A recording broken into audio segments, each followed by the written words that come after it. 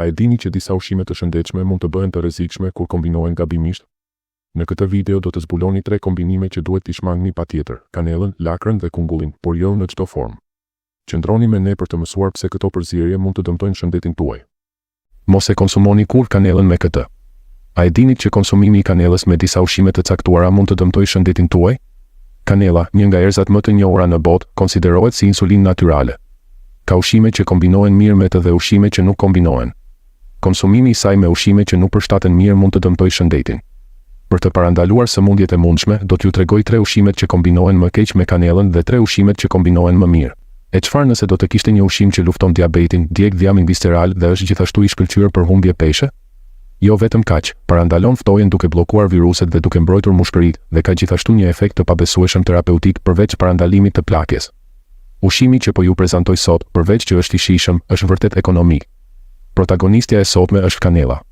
Kohët e fundit është vërtetuar se kanella është e mirë për shëndetin e trurit dhe po eksperimentohet si trajtim parandalues për dëmtimet e trurit. Në fakt, mendoni që vetëm aroma e kanellës mund të rrisë aftësitë njohëse dhe përqendrimin më shumë se çdo ushtrim tjetër për shëndetin e trurit ton. Por a e dini? Edhe një ushqim i shëndetshëm si kanella mund të jetë i dëmshëm për shëndetin nëse konsumohet së bashku me ushqime të caktuara. Le të zbulojmë së bashku 3 kombinimet më të këqija ushqimore me kanellën dhe 3 shoqërimet më të mira për të marrë përfitime. Kombinimi i parë më i keq me kanellën janë pijet me kanellë, si çaji dhe kafeja. Ka shumë gatesa ku gjejmë kanellën, si byrekët e ëmbla me kanellë, buka me kanellë dhe çaji me kanellë, që janë bërë gjithnjë e më të popularizuara veçanërisht në vjesh. Kafet me aromë kanelle janë veçanërisht të pëlqyera në vendet lindore. Pijet me kanellë shpesh janë alkoolike dhe përdoren për të ndihmuar tretjen. Ndoshta e dini tashmë që Coca-Cola fillimisht u zhvillua si një tretës. Megjithse receta e saj është e fshehtë, një gjë është e sigurt, vetitë e saj tretëse vijnë nga pluhuri i kanellës. Por ndërsa Coca-Cola pëlqejet praktikisht nga të gjithë, kanella, me aromën e saj të ëmbël dhe shijen e hidhur, është një erës që ose e do ose e urren. Disa njerëz e përzihen kanellën pluhur në qumësht ose e shtojnë në kafe, por tradicionalisht mënyra më e zakonshme e konsumimit të kanellës është në pije si çaji me kanellë dhe kafeja macchiato. Paraardhësit tani konsumonin me mençuri çajin me kanellë pas vakteve, kjo sepse vetitë e ngrohta të kanellës mbrojnë stomakun dhe nxisin sekretimin e lëngjeve gastrike, duke ndihmuar kështu tretjen dhe parandaluar fryrjet e stomakut. Për këtë arsye, ekstrakti i kanellës shpesh përfshihet në përbërjen e pijeve tretëse edhe në ditët e sotme. Për më tepër, çaji me kanellë, nëse përgatitet mirë, ka një aromë më intensive se çdo ushqim tjetër me kanellë, gjë që është vërtet shumë pozitive. Kanella pikante e përmbajtur në çaj mund të forcojë aftësitë tretëse vetëm me aromën e saj. Megjithatë, ka një problem të madh me pijet e ëmbla dhe të hidhura me kanellë. Kur mendojmë për çaj ose kafe macchiato me kanellë, na vjen ndërmend ngjyra kafe e errët. Megjithatë, kjo ngjyrë vjen nga sheqeri i kallamit, jo nga kanella. Ndoshta e dini tashmë që sheqeri në vetvete nuk është i mirë për shëndetin. Edhe pse kanella është e mirë për shëndetin, pirja e çajit me kanellë pas vakteve mund të jetë e rrezikshme sepse rrit edhe më shumë nivelet e sheqerit në gjak, të cilat tashmë janë rritur me vaktin. Për më tepër, sheqeri i përdorur në këto pije është zakonisht sheqer kallami. Për ta bërë ngjyrën më të errët, përdoren gjithashtu aditiv artificial dhe ngjyrues karameli, i cili përmban një substancë kancerogjene të quajtur metil-imidazol. Për këtë arsye, shmangni pijet me kanellë me ngjyrë të errët që gjenden në treg, por përgatitini ato në shtëpi duke përdorur ëmbëlsues qinini për të marrë një alternativë më të shëndetshme. Kombinimi i parë më i mirë me kanellën që ju rekomandoj sot është mjalti.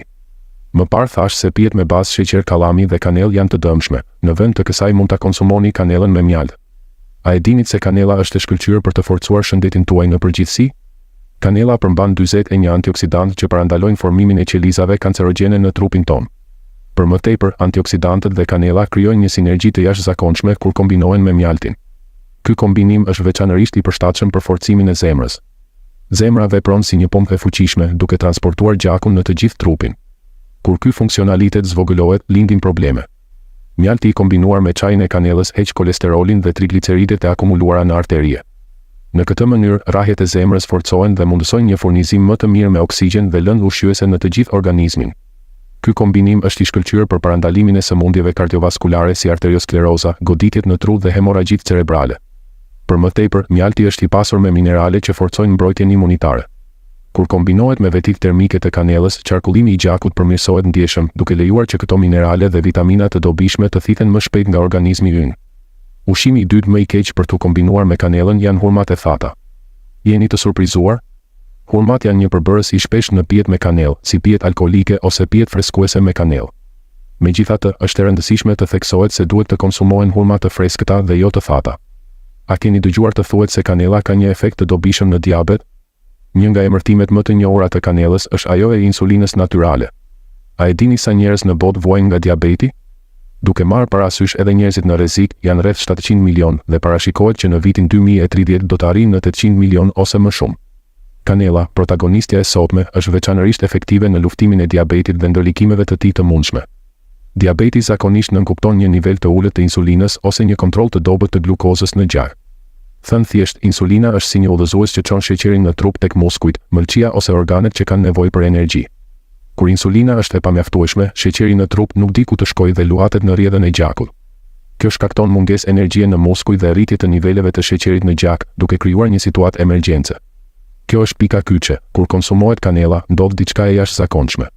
Përbërësit polifenolik dhe kanela veprojnë në mënyrë të ngjashme me insulinën në trup.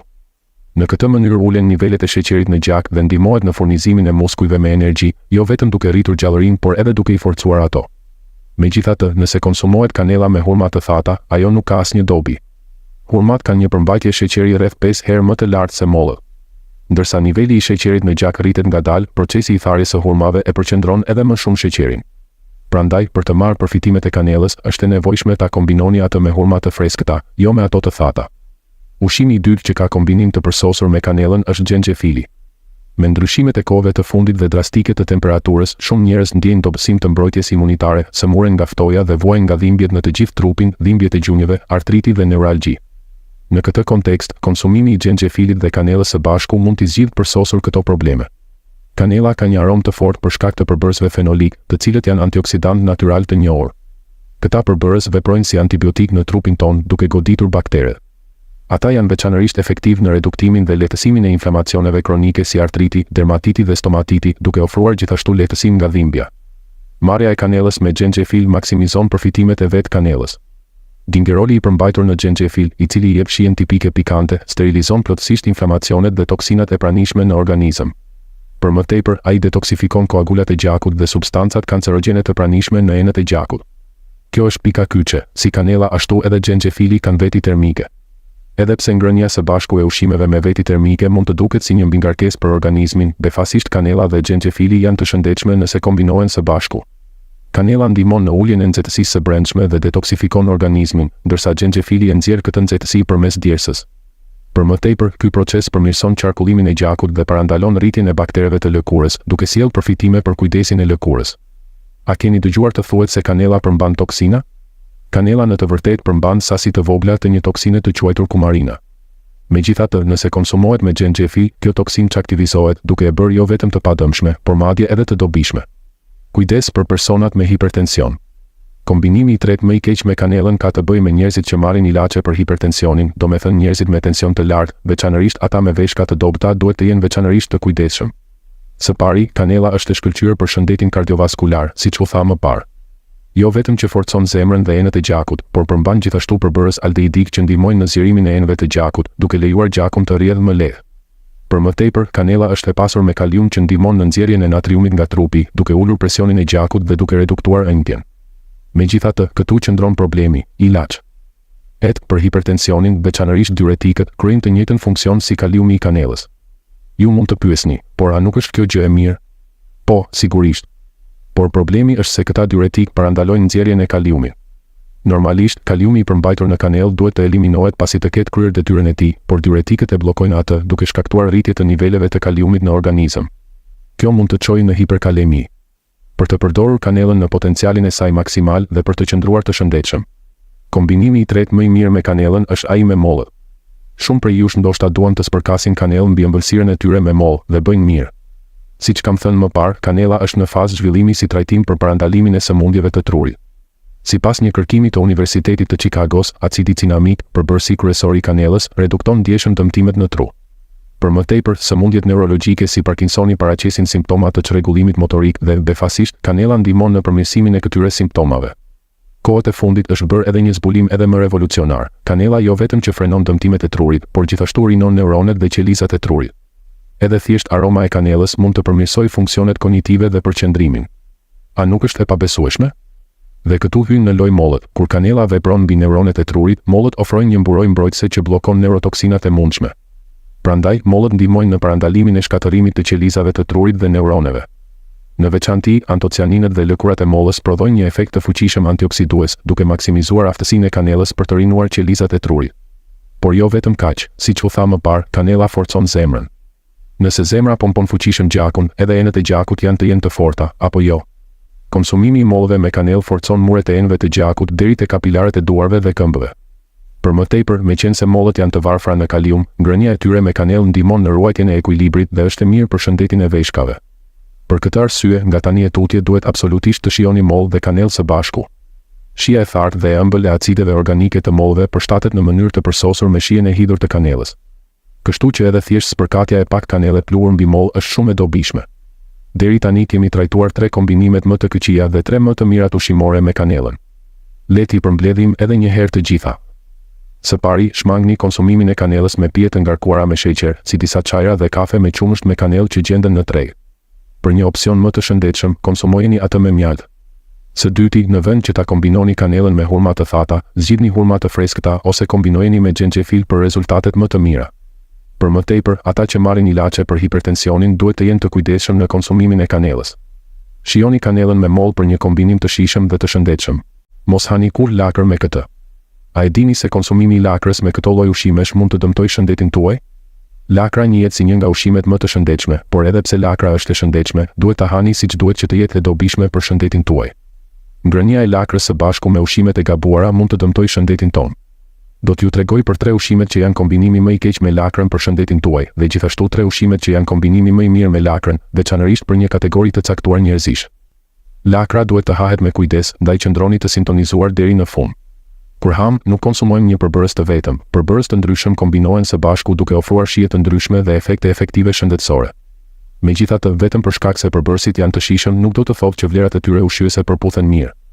Ngrënia e ushqimeve me kombinime të papërshtatshme ushqyese mund të dëmtojë trupin dhe të çojë në probleme serioze shëndetësore. Njohja e këtyre lëndëve ushqyese dhe konsumimi i tyre në mënyrë korrekte është praktika më e mirë për shëndetin tonë. Tema e sotme është lakra, një nga ushqimet më të mira për shëndetin. Të gjithë e dini se lakra është e mirë për shëndetin tuaj, por a e dini se ka ushqime që mund të rrezikojnë shëndetin tuaj nëse hani me lakër? Madje ka njerëz që nuk duhet ta konsumojnë kurrë.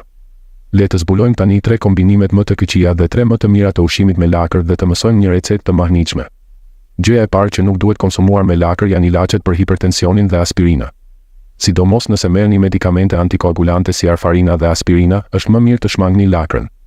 Lakra është e pasur me polifenole dhe antocianina, të shkëlqyera për uljen e presionit të gjakut dhe parandalimin e sëmundjeve kardiovaskulare. Shumë pacientë me presion të lartë të gjakut dhe kolesterol e marrin rregullisht. Por keni kujdes, nëse ju është dhënë aspirin ose ilaçe për presionin e lartë të gjakut ose kolesterolin, situata ndryshon plotësisht. Ilaçet për presionin e gjakut të bazuara në varfarin dhe aspirin veprojnë si antikoagulant për të holluar. Nëse një mpiksje formohet në enët tuaja të gjakut, këta antikoagulant ndihmojnë në thyrjen e tij dhe për të mbajtur gjakun të rrjedh, duke parandaluar shfaqjen e bllokimeve. Ato ndihmojnë në parandalimin e kushteve të tilla si hemorragjia e trurit, goditjet në tru dhe infarkti cerebral. Megjithatë, vitamina K që përmban lakra vepron pikërisht në drejtim të kundërt. Vitamina K aktivizon trombocitet dhe ndihmon në mpiksjen e gjakut në vendet e lëndimit dhe në enët e gjakut. Ndërsa medikamentet për presionin e lartë të gjakut dhe aspirina hollojnë gjakun, vitamina K në lakër e trash atë. Prandaj, nëse merrni medikamente për hipertensionin ose kolesterolin e lartë dhe aspirin, duhet të jeni shumë të kujdesshëm në konsumimin e lakrës. Vitamina K në lakër mund të zvogëlojë efektivitetin e barnave të përshkruara. Kontrolloni menjëherë nëse warfarina është ndër barnat që merrni rregullisht. Por ja ku është gjëja kryesore, a do të thotë kjo që ju duhet të shmangni plotësisht lakër jeshile nëse jeni duke marrë këto barna? Jo, ka një recetë të mrekullueshme që mund ta shijojnë edhe këta persona. Ushqimi i parë që lidhet në mënyrë perfekte me lakrën është molla. Ngrënia e lakrës dhe mollëve së bashku është e sigurt dhe e shëndetshme. Kaliumi që përmbajnë mollët ndihmon në zgjerimin e enëve të gjakut. Marrja e sulforafanit nga lakra, e cila parandalon formimin e mpiksjes së gjakut, së bashku me kaliumin nga mollët përmirëson ndjeshëm qarkullimin e gjakut dhe ul presionin. Prandaj është një kombinim i jashtëzakonshëm. Tani e tutje, konsumoni rregullisht lakër me mollë. Një recetë e rekomanduar është lakra dhe lëngu i mollës. Përzieni lakrën dhe mollët së bashku. Zjerja e lakrës në avull para përzierjes mund të rrisë përthitjen e saj, ndaj mbani parasysh këtë këshill. Veçanërisht rekomandohet ta pini atë në mëngjes me stomakun bosh. Ju gjithashtu mund të shtoni karota në lëng. Karotat nxisin prodhimin e gjakut dhe përmirësojnë qarkullimin në enët e gjakut. Megjithatë, nëse shtoni karota të papërpunuara, enzima e oksidazës së acidit askorbik që gjendet në karota mund të shkatërrojë vitaminën C në lakër dhe mollë. Shtimi pak uthulle ose lëng limoni mund të kufizojë shkatërimin e kësaj vitamine, duke ju lejuar kështu të merrni të gjitha vitaminat nga lakra dhe mollët. Për më tepër, neutralizon aromën e fortë të shufurit të lakrës, duke sjellë një përfitim të dy fish. Kombinimi i dytë më i keq për lakrën është për njerëzit me funksion të dobët të tiroides. Lakra përmban një sër lëndësh ushqyese dhe është shumë e dobishme për shëndetin e stomakut. Kjo është arsyeja pse shumë njerëz e han atë shpesh. Megjithatë, nëse vuani nga hipotiroidizmi ose mungesa e jodit që dobëson tiroiden, konsumimi i lakrës mund t'i përkeqësojë simptomat tuaja. Lakra përmban glukozinolate, të cilat janë antioksidantë të mrekullueshëm që ndihmojnë në ruajtjen e rinisë son. Këto komponime janë gjithashtu të afta të pengojnë prodhimin e hormoneve. Ato janë treguar se kanë efekte terapeutike në fusha të ndryshme të shëndetit të stomakut dhe gjirit. Megjithatë, këto komponime mund të ndërhyjnë në prodhimin e hormoneve të tiroides ose në thithjen e jodit, duke e bërë lakrën të papërshtatshme për njerëzit me hipotiroidizëm. Lakra përmban shumë komponime të azotit dhe shufurit dhe goitrogenet e saj mund të pengojnë prodhimin e hormoneve tiroide në trup. Prandaj, njerëzit me tiroide të dobësuar duhet të shmangin ngrënien e lakrës. A do të thotë kjo që nuk duhet të hani kur lakër nëse vuani nga problemet e tiroides? Jo, sepse ka një zgjidhje. Ka një mënyrë befasuese për ta konsumuar, në vend që të hani lakër të papërpunuar, gatuajeni atë. Komponimet që pengojnë sintezën e jodit janë shumë të ndjeshme ndaj nxehtësisë.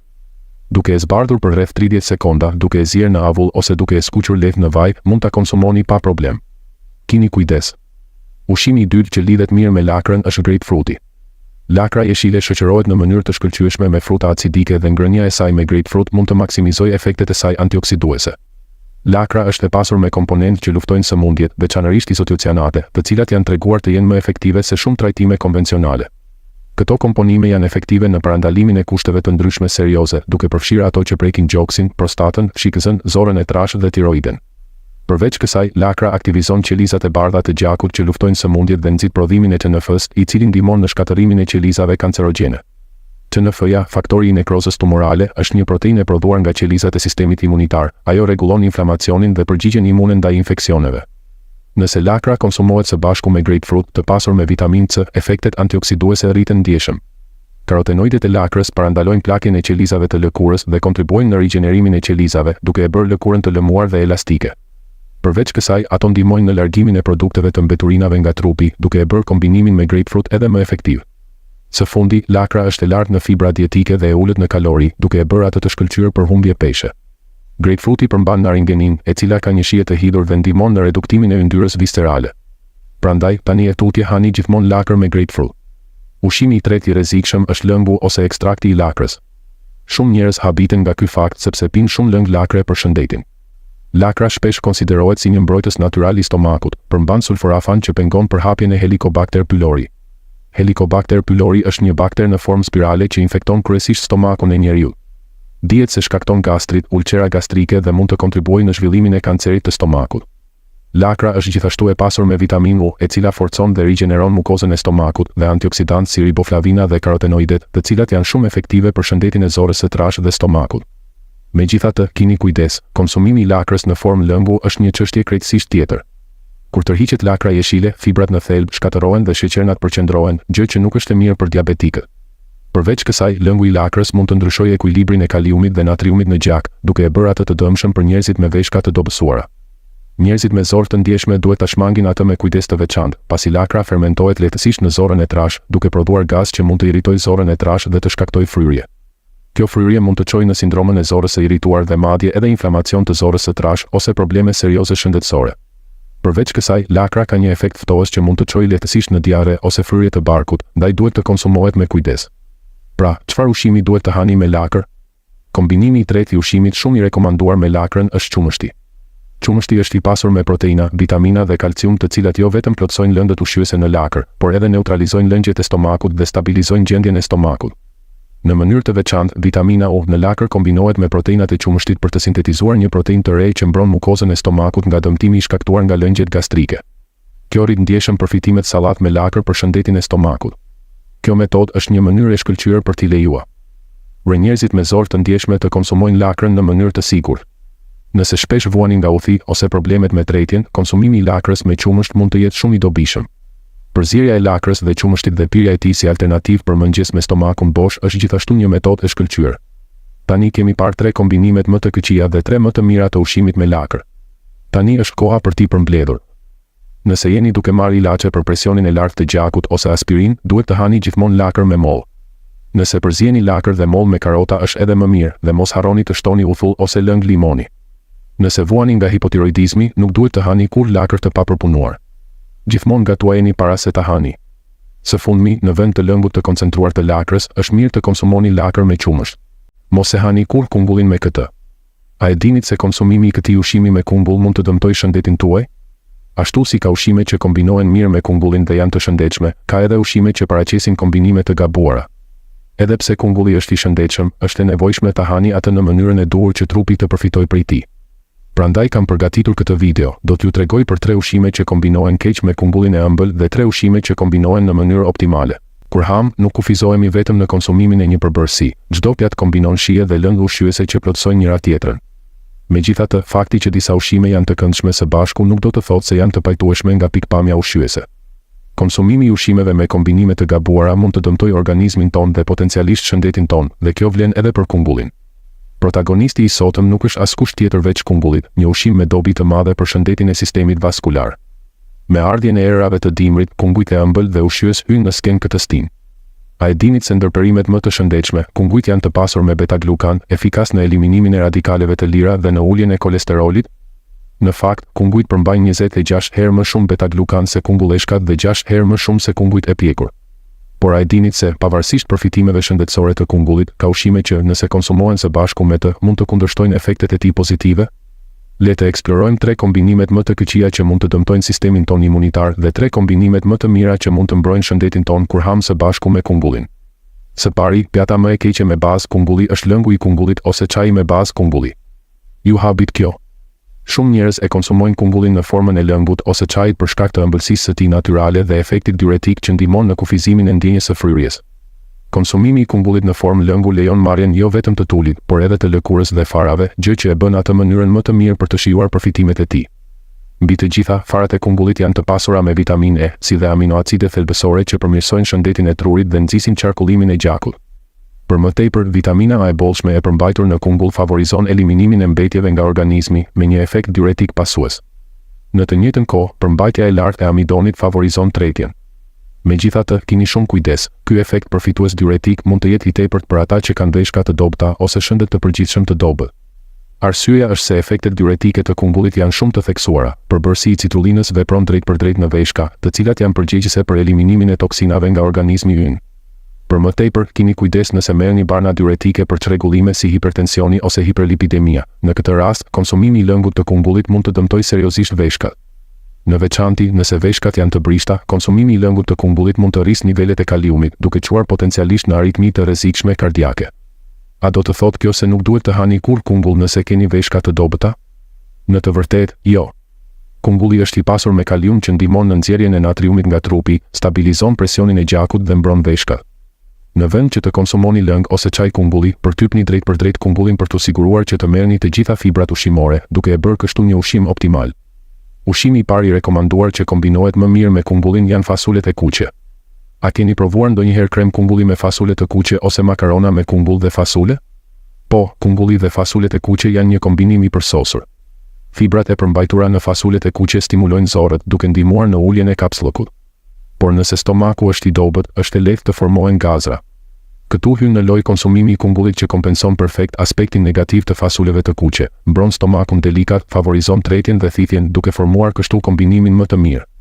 Për më tepër, saponinet, vitamina B1 dhe mineralet të ndryshme të pranishme në fasulet e kuqe plotësojnë në mënyrë të përkryer lëndët ushqyese që mungojnë në kungull. Gjë që është vërtet fantastike. Më parë tham të mos konsumohet lëngu i kungullit për shkak të efektit të tij diuretik. Dhe tani ju sugjerojmë të hani fasule të kuqe, të njohura gjithashtu për efektin e tyre diuretik. A nuk duket pak e çuditshme? Në fakt është shumë e çuditshme.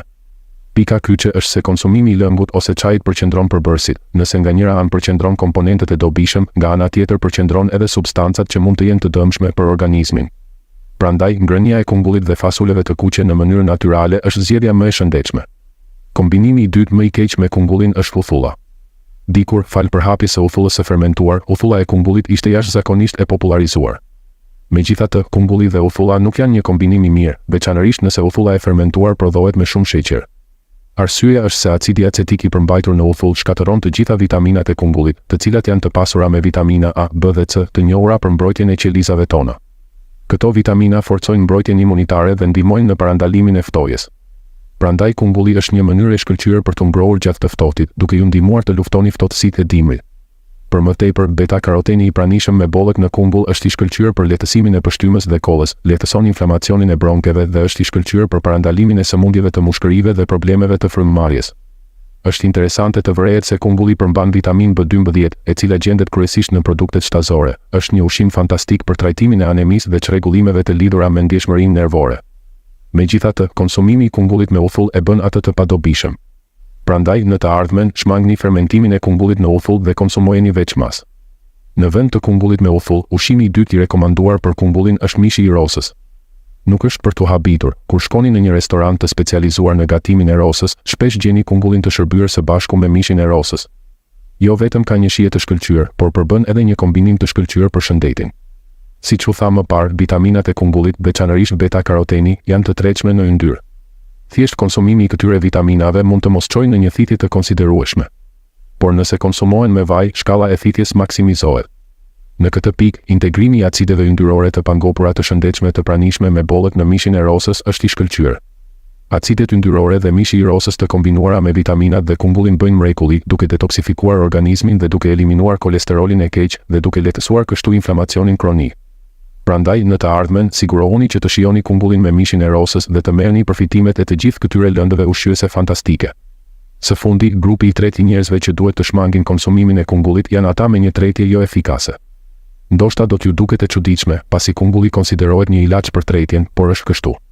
Megjithse kungulli është i pasur me fibra ushqimore, një marrje e tepërt e fibrave mund të shkaktojë indigestion tek subjektet me tretje të dobët. Për më tepër, ndonjëherë mund të vëreni një shije lehtësisht të hidhur në kungull. Kjo shije e hidhur vjen nga kukurbitacina, një toksinë natyrore e prodhuar nga bimët për të mbrojtur nga parazitët. Konsumimi i sasive të vogla të kungullit të freskët nuk përbën problem, por një marrje e tepërt nga njerëzit me tretje të dobët mund të shkaktojë dhimbje barku, inflamacion të stomakut, gastrit ose krampe gastrointestinale. Prandaj është thelbësore të jeni të kujdesshëm dhe të shmangni konsumin e tepruar të kungullit, veçanërisht nëse keni stomak të ndjeshëm ose tretje të dobët. Së fundi, ushqimi i fundit më i mirë për të konsumuar me kungullin janë brokoli. Kungulli është i ëmbël, por nuk ka një përmbajtje të lartë sheqeri, gjë që e bën atë një zgjedhje të shkëlqyer për ata që vuajnë nga diabeti. Kjo për shkak të përmbajtjes së kobaltit në kungull, i cili ndihmon në rregullimin e metabolizmit dhe uljen e niveleve të sheqerit në gjak. Për më tepër, favorizon hematopoezën, procesin e formimit të qelizave të gjakut, duke rezultuar kështu veçanërisht i dobishëm. Por ja ku vjen e bukura, kur konsumohet kungulli së bashku me brokolin, krijohet një sinergjizëm i jashtëzakonshëm. Brokoli është i njohur për përmbajtjen e lartë të hekurit. Kur konsumohet së bashku me kungullin, vitamina C e përmbajtur në të ndihmon në përmirësimin e thithjes së hekurit, duke siguruar qarkullimin e gjakut të shëndetshëm në të gjithë trupin. Prandaj, në të ardhmen, sigurohuni që të hani brokoli dhe kungull së bashku. Dhe ja një këshill tjetër e shpejtë, jeni mësuar të qironi kungullin dhe të konsumoni vetëm tulin? Duhet të dini se lëkura e kungullit përmban përbërës të fuqishëm që luftojnë sëmundjet, të quajtur acide fenolike, të cilat nuk gjenden në tul. Prandaj, mos harroni të hani edhe lëkurën. Deri tani kemi eksploruar 3 kombinimet më të këqija dhe 3 më të mirat për të ngrënë me kungullin. Doni t'i përmbledhim së bashku? Shmangni konsumimin e lëngut të kungullit ose çajit të përqendruar, por kombinojeni atë me fasule të kuqe. Për më tepër, shmangni kombinimin e kungullit me uthull, më mirë shijoni atë me mish rose për të siguruar të gjitha lëndët ushqyese. Për ata që vuajnë nga problemet të tretjes, duhet të bëjnë kujdes të mos konsumoni shumë fibra dhe në vend të kësaj kombinoni kungullin me brokoli. E ju, a e hani shpesh kungullin? Cila është varieteti juaj i preferuar? A njihni ndonjë recetë? Na tregoni në komentet më poshtë. Nëse videoja e sotme ju ka qenë e dobishme, mos harroni të abonoheni dhe të lini një pëlqim dhe ta ndani atë me miqtë dhe familjen tuaj. Shpresoj që të kujdeseni për shëndetin tuaj duke shijuar kungujt me ushqimet më të përshtatshme. Faleminderit shumë që ishit me ne për kaq gjatë. Do të lutem gjithmonë për shëndetin dhe lumturinë tuaj. Mirupafshim.